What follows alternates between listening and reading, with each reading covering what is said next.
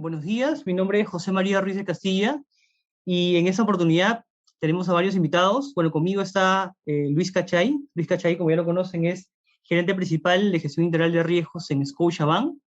Y con Luis vamos a tener otros invitados más, también de Scotiabank. Tenemos en esta oportunidad a Víctor Melgar. Víctor es su gerente de riesgos de gestión de patrimonios en Scotiabank. Y también tenemos a Antonio Domínguez Prado, que es especialista en riesgos de liquidez y tesorería en Scotiabank. Es preciso mencionar que mi opinión, así como las opiniones de los participantes en cada uno de los podcasts, son personales y no necesariamente reflejan la opinión de las empresas en donde laboramos. ¿Cómo están? ¿Cómo estás? ¿Cómo estás, Luis? ¿Cómo estás, Víctor, Antonio? Muy bien, Hola, José María. encantado. Encantado de saludarte, saludar también a Víctor y a Antonio. Quedamos entonces a conversar sobre los temas de riesgos de liquidez de los instrumentos atacados. Sí, precisamente hemos creído conveniente tocar ese tema bien relevante hoy en día. Víctor, ¿qué características consideras tú que tienen los activos que se persiguen con mayor riesgo de liquidez? ¿Se tratan de activos de renta fija o de renta variable? ¿Qué tal, José María? Bueno, primero, gracias por la oportunidad. Yendo a la pregunta, yo diría que es una pregunta bastante amplia y que yo podría dividirla en depende del vehículo de inversión en que están estos activos que has mencionado, bonos, acciones, y depende también del mercado en este contexto del COVID, ¿no? Por ejemplo, si se tratara de un vehículo tipo ETF o un fondo mutuo, bueno, el ETF es un fondo mutuo que cotiza básicamente, de un manager global tipo BlackRock, Robeco o como Pinco, por ejemplo, los subyacentes que están dentro de vehículos o que manejan este tipo de asset manager son bastante líquidos en realidad y que actualmente un inversionista retail del mercado peruano puede acceder a ellos a través de un ticket pequeño mediante la industria local de fondos mutuos. Entonces, si ese es el espectro del mercado y el tipo de asset manager, la verdad que si es renta fija o renta variable, este tipo de vehículos dan liquidez inmediata, ¿sí? Ahora, si hablamos del mercado local, la renta variable es claramente, tiene mayores montos negociados, tiene un mecanismo centralizado y es claramente mayores atributos de liquidez que la renta fija. Ahora, por ejemplo, siendo específico, la renta variable yo diría la que está, por ejemplo, indicada en las tablas de valores referenciales de la Bolsa de Valores.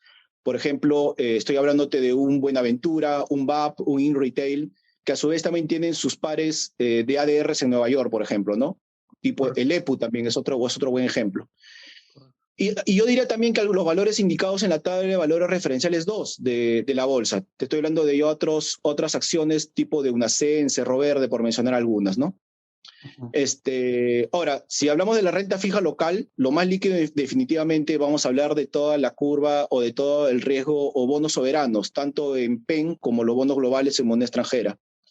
Si hablamos de bonos corporativos, yo diría que ellos también pueden generar liquidez, pero sin embargo yo diría que a un costo o un castigo que ya se vería si no se negocia en un mecanismo centralizado entre las partes del deal, ¿no? Pero yo creo que por mi experiencia este tipo de bonos corporativos locales sí tienen algún costo adicional de liquidez, pero se puede generar, o sea, sí se puede generar un precio en ellos.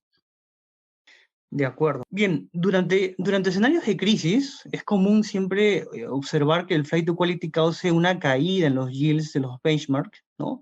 Así como un incremento en los spreads de créditos. Este escenario, Antonio, ¿se ha vuelto a repetir durante la crisis del COVID-19? Sí, ¿cómo están? Ante todo, muchas gracias por la invitación. En general, sí vimos un flight to quality durante la crisis del COVID-19, especialmente durante los primeros meses donde la información era muy escasa, ¿no? Vimos que los inversionistas y todos los actores de mercado no tenían mucha información y por tanto la gran mayoría sí se movió hacia activos mucho más seguros. Es el caso, por ejemplo, de los bonos del Tesoro americano. Hablamos del bono a 10 años, del Treasury, que tuvieron una demanda bastante alta y eso hizo que las tasas bajen y su precio se eleve. De otro lado, tuvimos activos que sí estuvieron mucho más expuestos a los efectos colaterales del COVID, como por ejemplo activos de emisores relacionados a turismo, a transporte aéreo, etcétera. Estos sí fueron afectados, los spreads crediticios, por ejemplo, de los bonos tuvieron, y por lo tanto sí se cumplió, digamos, esta premisa que tienen al menos la teoría económica, ¿no? El flight to quality hacia los activos de refugio. Pero además de eso, quería enfatizar un segundo punto que es muy importante también, es el tema de la volatilidad. O sea, si bien es cierto, un flight to quality hacia activos mucho más seguros como los bonos del Tesoro americano, el solo hecho de la volatilidad afectó en general a todo el espectro de los activos durante la crisis del COVID. ¿Por qué se dice eso?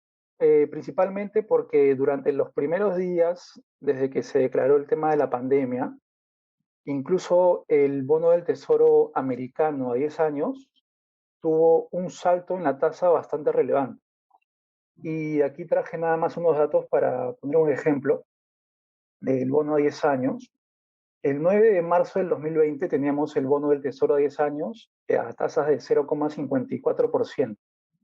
Y el 18 de marzo del 2020 ya estaba en 1,12%, ¿no? Quiere decir que incluso estos activos que se consideran súper seguros en el plano de los inversionistas fueron afectados en periodos cortos de tiempo. Si bien es cierto, luego volvieron a su cauce normal. Por ejemplo, el 3 de abril se ubicó en 0,62. Digamos que esta semana de alta volatilidad le pudo haber pegado muy fuerte a ciertos portafolios, incluso bastante conservadores, ¿no? Similar situación pasó en los activos de refugio peruanos, como el bono soberano 2028, que es uno de los que tiene buena liquidez aquí en el Perú. El 9 de marzo del 2020 teníamos una tasa de 3,78%, que el 18 de marzo llegó a 5,94%. Estamos hablando de una sobrereacción también bastante importante. Luego el 3 de abril regresó a 5,14%, pero aquí el tema es que estos activos que tienen, digamos, un componente mayor de riesgo soberano no vuelven tan rápido como en el caso que mencioné del Treasury, ¿no? Hay cierta diferenciación también en cuanto al espectro de activos seguros.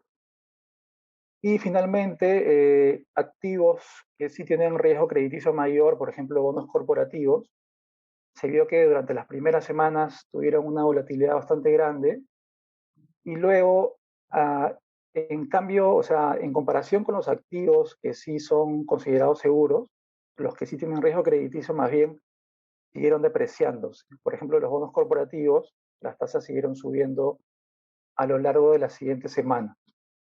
Entonces, en general, para redondear, sí se vio un fenómeno de flight to quality, pero la volatilidad del mercado hizo que todos en general sufrieran en algún momento, ¿no? Incluso los activos más seguros, como el bono del Tesoro americano. Gracias, Antonio.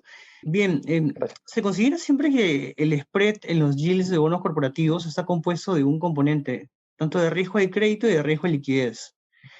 ¿Crees que el mayor riesgo que se ha percibido durante la crisis del COVID-19 es el de riesgo de crédito o el de riesgo de liquidez para los bonos corporativos peruanos, Víctor? Sí, bueno, sin duda el COVID ha sido un evento bastante sui generis, bastante particular y extraordinario, que ha llevado pues a los emisores de los bonos corporativos peruanos a tomar tal vez alguna que otra medida extraordinaria, ¿no? Mira, en mi opinión yo diría que en el inicio del COVID, específicamente cuando se decretó el confinamiento, si no recuerdo mal, fue a fines de marzo del año pasado, ello implicó inmediatamente un golpe o lo que se denomina un shock de oferta, ya que ello implicó pues parar la actividad productiva inclusive casi al 100%, y muchos de ellos pues eran emisores que tienen circulante de deuda en el mercado local, y ello pues inmediatamente generó una incertidumbre de cómo podían generar ingresos estas empresas. Por lo tanto, yo diría que en el inicio o en la pandemia, estos spreads estuvieron compuestos por una mayor percepción del riesgo crediticio por la incertidumbre respecto de poder generar ingresos a este tipo de empresas, o las empresas en general, porque fue un choque de oferta. Y más diría yo en aquellas empresas que tienen pues obligaciones en el mercado de capitales que pueden estar, que han estado o que estaban fuertemente apalancadas o con una mayor carga financiera de corto o mediano plazo. Te estoy hablando tal vez de amortizaciones en los siguientes 6, 9 o 12 meses, ¿no? Inclusive ha habido casos de ciertos emisores, dependiendo del sector que está, por ejemplo, emisores que estaban tal vez en el mercado alternativo de valores o inclusive en el mercado regular del mercado de valores peruano, que están, por ejemplo, en el sector de entretenimiento, en el sector retail, que tuvieron que adoptar debido a que tenían deuda circulante y que vieron afectados inmediatamente por el COVID, por el paro de actividades, incertidumbre sobre su generación de ingresos, tuvieron que adoptar pues algunas decisiones estratégicas, como por ejemplo entrar en lo que se llama freezing, ¿no? Tuvieron que pedir o solicitar pues que los pagos que podían tener o no que podrían tener en su obligación, en su calendario normal, simplemente se ha congelado por un determinado periodo de tiempo, ¿no? Porque el primer golpe fue un choque de oferta que inmediatamente golpeó en los spreads crediticios de este tipo de emisores. Yo diría que fue más en el entorno COVID, los spreads fueron mayor explicados por el riesgo crediticio. Gracias, Víctor. Creo que a estas alturas de la conversación vale la pena resumir un poco y me gustaría preguntarles ¿qué tan importante entonces, dado sus comentarios, viene siendo el riesgo de liquidez en este mercado? Sí, en verdad el riesgo de liquidez es bastante importante, ¿no? En general, siempre el riesgo de liquidez impacta directamente en el costo de las inversiones, ¿no? Y en el contexto del COVID aún más. Por ejemplo, en general, en un mercado que tiene bajos volúmenes de negociación, bajo número de operaciones y de partícipes, al momento que un inversor desea comprar o vender un activo a un buen precio, que puede haber aparecido en el mercado súbitamente, posiblemente debido a esta baja liquidez no encontrará una contraparte rápidamente y corre el riesgo de que esta oportunidad se desaparezca, ¿no?, del mercado. En este caso, para asegurar esta oportunidad, debería comprar un precio más alto para que algún vendedor se anime a ceder su contraparte, pero eso al final afecta la rentabilidad, ¿no? Por eso decimos que el riesgo de liquidez siempre, en cualquier escenario, afecta al final la rentabilidad de los inversionistas. Y en mercados como el peruano, cabe la precisión, ya de por sí tenemos una liquidez estructuralmente muy baja, ¿no? Solo hay un grupo pequeño de activos, digamos, en la bolsa que tienen una liquidez adecuada, por así decirlo, pero aún si comparamos esos activos con los activos más líquidos de otros mercados y sin ir a Estados Unidos, por ejemplo, con Chile, Colombia, es un nivel de liquidez todavía bastante bajo y por desarrollar. Y en el contexto del COVID, sí, creo que ha sido aún más relevante el tema de riesgo de liquidez.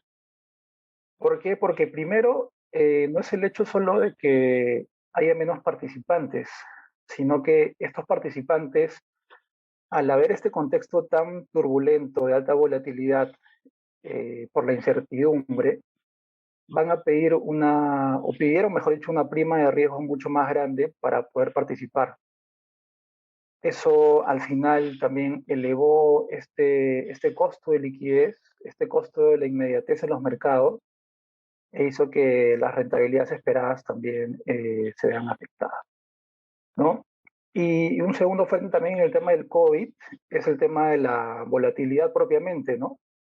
Ya que si es que en un momento quieres hacer tu posición en el mercado y no tienes las contrapartes, puedes estar sujeto a movidas de volatilidad en los precios que te van a seguir impactando en ese momento en la rentabilidad, ¿no? Entonces, si quieres salir y no encuentras a ningún vendedor y la volatilidad te sigue jugando en contra, al final tu portafolio se va a ver bastante mermado, ¿no? Y eso fue lo que le pasó a bastantes inversionistas, en verdad, en la época del COVID y sobre todo a los que no tenían, digamos, las coberturas necesarias.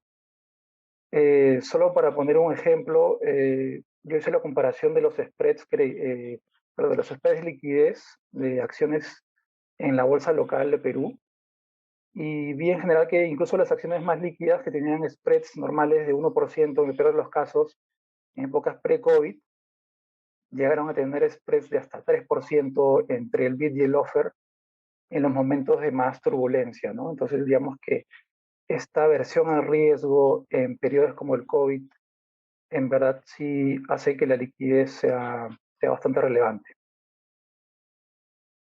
Excelente, Antonio, gracias. José María, entonces creo que ahora podemos pasar a la segunda parte ya relacionada con los fondos mutuos. Sí, en este contexto ya relacionado a lo que es liquidez en fondos mutuos, ¿cuáles tipos de fondos han sido los que se han beneficiado con las preferencias de los inversionistas, Víctor? Diría que durante la pandemia, digamos, ubicándonos en tiempo-espacio hasta todo el 2020, hasta tal vez en el Perú, hasta marzo, los grandes estímulos monetarios dados por el gobierno, la mayor disposición de liquidez, estoy hablando pues de la CTS, de la AFP que ya conocemos, todo ello inundó el mercado de una gran liquidez y en un contexto de muy bajas tasas de interés, hubo una suerte de migración de depósitos a plazo en soles y en dólares en ese momento, en ambas monedas, para fin de buscar mayor rentabilidad. Entonces, en ese contexto hubo no diría un flight to quality, pero sí en esta búsqueda de rentabilidad, los fondos mutuos money market, que son de alta liquidez, pero digamos con un poco más de rentabilidad, porque su política de inversiones permite tener alguna inversión que les dé un high de rentabilidad que no ofrece los depósitos planos de los fondos, de los bancos, perdón. Entonces hubo esa migración buscando mayor rentabilidad. Y eso se nota claramente. Si tú revisas el AUM o el patrimonio administrado durante el primer Q de este año, hasta marzo, digamos, o sea, el patrimonio de los fondos mutuos de la industria local creció una barbaridad. Ahí como que esa es la primera foto. Posteriormente, ya con todo el ruido político peruano, que es como que particular al Perú por la situación que estamos viviendo, que ya es harto conocido, hubo claramente una migración en un momento, lo que tenían los partícipes de los fondos mutuos comenzaron a preferir o cambiar sus cuotas de participación que tenían en los money market en soles y pasarlo simplemente a dólares.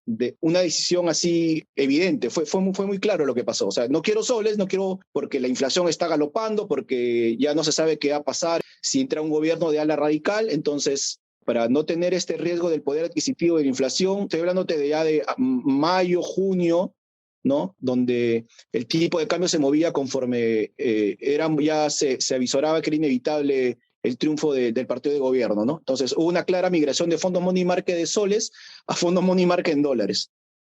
Después diría que ya las administradoras en general tomaron una cierta estrategia de poder ofrecer ya vehículos de inversión que no solamente se limitaran a fondos money market en dólares, porque después los partícipes, y se puede ver también en la data que está en la SMB, ya por más que estaba en dólares, ya no querían tener por el ruido político exposición a Perú. Entonces hubo una salida de capitales, que es lo que ha hablado el ministro de Economía, ¿no? Ahí está también la plata de los fondos mutuos en general. Entonces hubo otros vehículos que las administradoras han ofrecido a través de, yo diría que uno que ha funcionado muy bien han sido en general los fondos de renta variable, fondos de renta variable o de renta fija mejor, que a través de un ticket muy pequeño como $100 o $200 han permitido a estos inversionistas hormiga o retail de los fondos mutuos a acceder a un portafolio altamente líquido, diversificado, inclusive que esté aislado del ruido político peruano, ¿no? Entonces, ya para redondear, diría que en un inicio se fueron favorecidos los fondos mutuos money market en dólares y posteriormente los fondos de renta fija y renta variable, pero del exterior. De acuerdo. ¿Y cuáles factores de riesgo crees tú que todavía ofrecen valor para los diversos perfiles de inversionistas, desde conservadores hasta agresivos? Yo diría el inversionista peruano en el mundo de asset management, yo diría que tal vez en general, según el consenso de los asset managers, o digamos de mi experiencia, diría que es un perfil que tiene un perfil de riesgo conservador en realidad. Y eso se refleja pues en el tamaño de los activos administrados, que la mayoría está en fondos de money market, ¿no? Donde claramente la preferencia es por liquidez.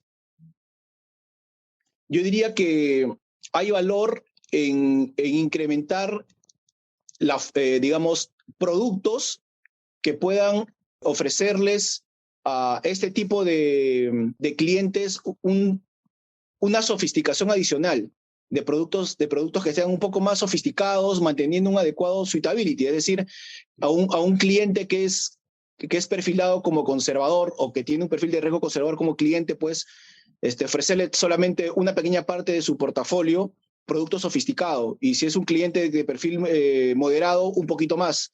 O sea, el tema del suitability es bastante importante en el tema de asset management, en el negocio de administración de portafolios o de patrimonios. Entonces yo creo que ahí hay un espacio que tienen las administradoras para ofrecer al partícipe peruano, que en general es muy conservador, manteniendo el adecuado suitability, una oferta de mayor sofisticación.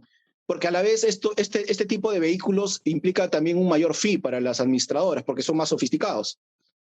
Y además, particularmente los fondos de fondos generan un doble fee. O sea, esa es una desventaja, digamos, que tienen los fondos de cara a los asset managers, ¿no? O sea, hay un doble fee por acceder al vehículo local y después otro para acceder al vehículo que accede el fondo en el fondo del exterior, ¿no? Y esa oferta de valor es bastante diversa, ¿no? Puedes acceder a fondos de notas estructuradas, a fondos temáticos, puedes acceder a fondos de real estate, a private equity. Entonces, esa es la ventaja, ¿no? Yo creo que hay un espacio para ofrecer este tipo de vehículos sofisticados a través de los fondos y que tiene como atributo que puedes acceder a través de un ticket pequeño. Ese es el mayor atributo. No tienes que ser un cliente, digamos, de la banca privada para acceder a ellos, necesariamente. Y en la misma línea, ¿consideras que esta incertidumbre política, que no solamente se ve en Perú, sino también en Chile, Brasil, Colombia, crees que puede generar algunas oportunidades o permitir que algunos fondos tengan mucho más atractivo que otros? ¿Cómo piensas de eso, Víctor? A ver, diría que en estos 2 últimos años, o en lo que va del año, este año ha sido bastante atípico. La preferencia por liquidez ha sido bastante relevante en las decisiones de inversión que tienen las distintas administradoras de fondos mutuos, ¿no? ¿A fin de qué? De solventar, pues, como ha ocurrido, ¿no? Como ha ocurrido sus rescates. Si vemos la data, ¿no? Hasta el mes de marzo, digamos, el patrimonio administrado tuvo un pico de activos administrados y posteriormente por la incertidumbre política, pues, digamos, hay partícipes que inmediatamente han rescatado, y para solventar esos rescates, las administradoras pues han preferido siempre mantener recursos bastante líquidos para poder cumplir con sus partícipes en ese sentido. Otro punto también es que muchas administradoras también han ofrecido, digamos, es posible que el AUM, digamos, no esté buqueado en parte localmente, pero seguramente las administradoras que tienen grupo económico han podido ofrecer vehículos del exterior, pero como que el AUM se quede buqueado en el grupo, pero no necesariamente en el país, ¿no? Entonces, ¿a cuenta de qué? Esperando pues que baje el ruido político, esto ya tiene que ver pues con una estrategia comercial, y que hasta la fecha, ¿no? Lo que se espera es que mientras baje el ruido político, parte de ese AUM regresa a la industria local de manera paulatina, ofreciendo pues, ahorita la preferencia del partícipe local es claramente, muchos de ellos prefieren vehículos altamente líquidos de corto plazo, diversificados, y en algunos casos que los rescates, en la medida de lo posible, no toquen cuentas peruanas, sino que sean directamente transferido a alguna cuenta que tenga un banco en el exterior, ¿no? Perfecto, Víctor. Muchísimas gracias. Gracias, Antonio. Gracias, Luis. Creo que ha sido bastante fructífera la conversación. Y bueno, ya estaremos conversando en otra oportunidad. Lucho, no sé si tú tienes algo que agregar. Y solo quiero redondear el agradecimiento a Víctor y a Antonio, porque consideramos que en este contexto, el COVID primero y el contexto político peruano, se realza la importancia de mantener vigilancia sobre el riesgo de liquidez, no solamente de los instrumentos de nuestro portafolio, sino también de los factores de riesgo que incorporamos en portafolios de fondos mutuos, por ejemplo, y la interacción que hay entre las variables de riesgo locales y cómo éstas evolucionan a nivel internacional. Gracias a ambos. Y te dejo con la última palabra entonces, José María. Otra vez agradecerles a todos ustedes y como decía, ya seguramente estamos coordinando en otra oportunidad para tocar otro tema de importancia seguramente que va a salir en adelante, ¿no? Perfecto. Muchas gracias. Perfecto, muchas gracias, José María, y saludo a la iniciativa. Perfecto, estamos conversando. Chao, chao.